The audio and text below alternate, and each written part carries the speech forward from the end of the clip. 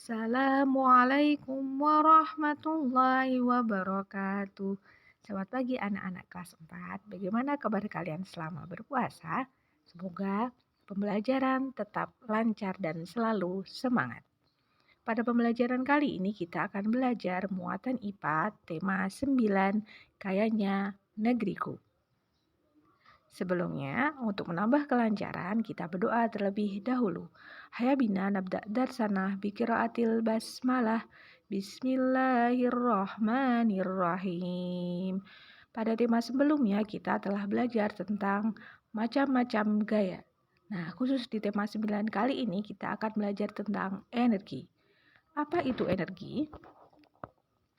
Energi merupakan kemampuan untuk melakukan usaha, untuk melakukan sebuah gaya. Energi tidak dapat diciptakan atau tidak dapat juga dimusnahkan. Energi sendiri berasal dari sumber energi. Sumber energi yang biasa digunakan oleh manusia dalam kehidupan sehari-hari hampir kebanyakan yaitu bahan bakar minyak. Contohnya, kendaraan bermotor menggunakan bensin, pertalit, kemudian solar, dan lain sebagainya. Nah, karena ketersediaan bahan bakar minyak yang semakin menipis, dibutuhkanlah sumber energi alternatif untuk menggantikan energi yang akan habis di alam. Sumber energi alternatif sendiri contohnya yaitu matahari, angin, air, panas bumi, limbah sisa tanaman pertanian, dan bisa juga kotoran ternak dari sapi atau hewan yang lain. Sumber energi yang dapat dijadikan sebagai sumber energi alternatif harus ramah lingkungan. Contohnya, air tidak bisa mencemari lingkungan. Jadi, sumber energi alternatif biasanya bersifat ramah lingkungan. Pemanfaatan sumber energi alternatif contohnya yaitu arus air, baik arus air sungai atau arus air danau untuk pembangkit listrik seperti pada gambar di layar. Itu contoh pembangkit listrik tenaga air. Nah, kalian pasti pernah melihat waduk. Contohnya waduk Jatiluhur di Jawa Barat atau waduk Gajah Mungkur di Jawa Tengah. Waduk adalah tampungan air yang sangat besar. Waduk dapat menampung air dalam jumlah yang sangat banyak. Energi air pada waduk dapat dimanfaatkan untuk membangkitkan listrik. Nah, kita perhatikan bersama-sama skema pemanfaatan energi air berikut ini. Aliran air dari waduk akan memutar turbin atau kincir. Putaran turbin tersebut mengaktifkan generator. Generator adalah alat yang dipasang untuk menghasilkan energi listrik. Setelah air tadi menggerakkan turbin dan mengaktifkan generator, maka kemudian terbentuklah energi listrik. Energi listrik dialirkanlah ke pemukiman atau ke rumah-rumah melalui kabel-kabel. Jadi, setiap rumah mendapatkan energi listrik. Energi listrik dapat dimanfaatkan untuk menghidupkan peralatan listrik, misalnya menyalakan lampu, menyalakan televisi, atau menyalakan alat elektronik yang lain di rumah. Nah, sumber energi yang dapat diperbaharui dan sumber energi yang tidak dapat diperbarui. Apa sih bedanya? Pasti kalian sudah sangat paham. Sumber energi yang dapat diperbaharui yaitu sumber energi yang tidak akan habis walau digunakan secara terus-menerus, jadi selalu ada.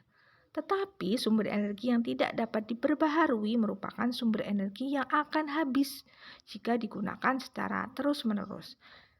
Dari layar, kita melihat beberapa bagian atau beberapa kata yang termasuk sumber energi yang dapat diperbarui dan tidak dapat diperbaharui.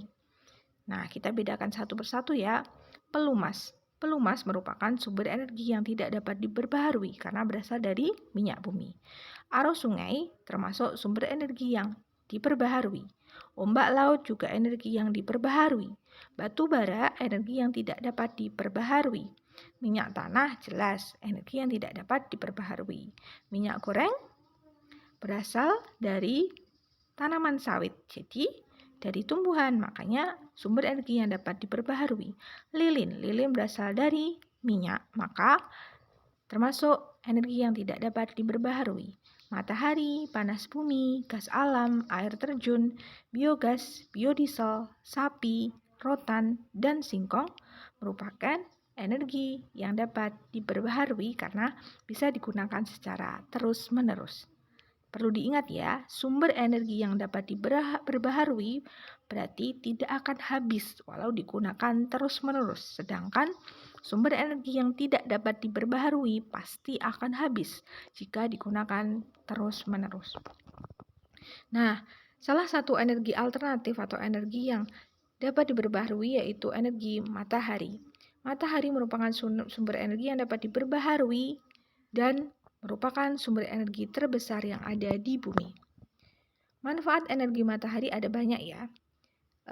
Di antaranya yaitu proses fotosintesis dimanfaatkan oleh tumbuhan untuk membuat makanan. Yang kedua yaitu bisa mengeringkan pakaian.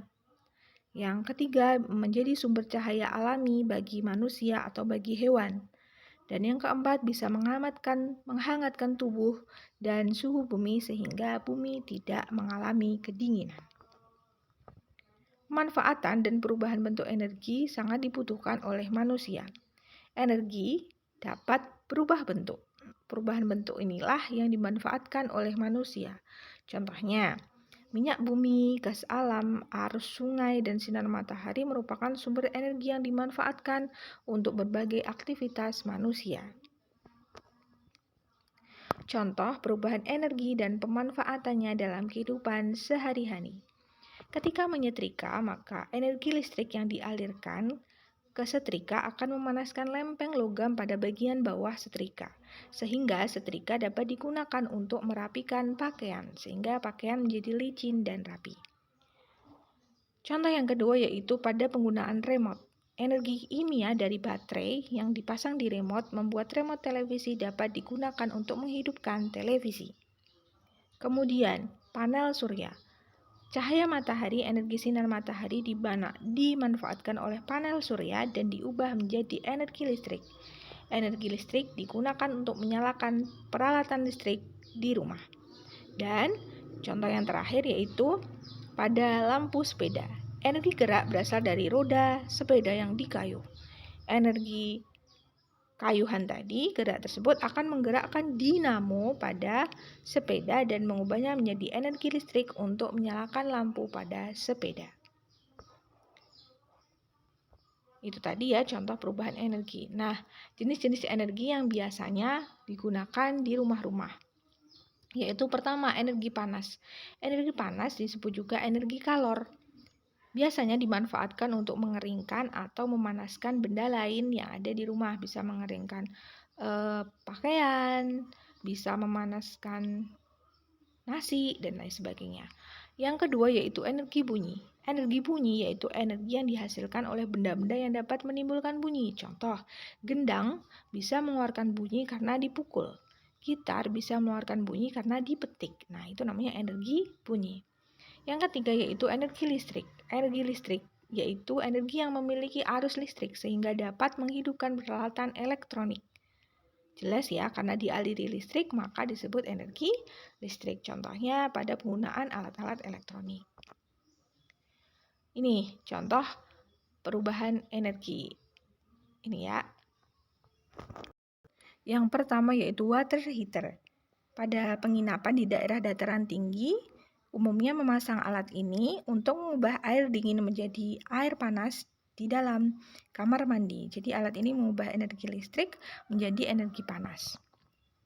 Contoh yang kedua yaitu klakson.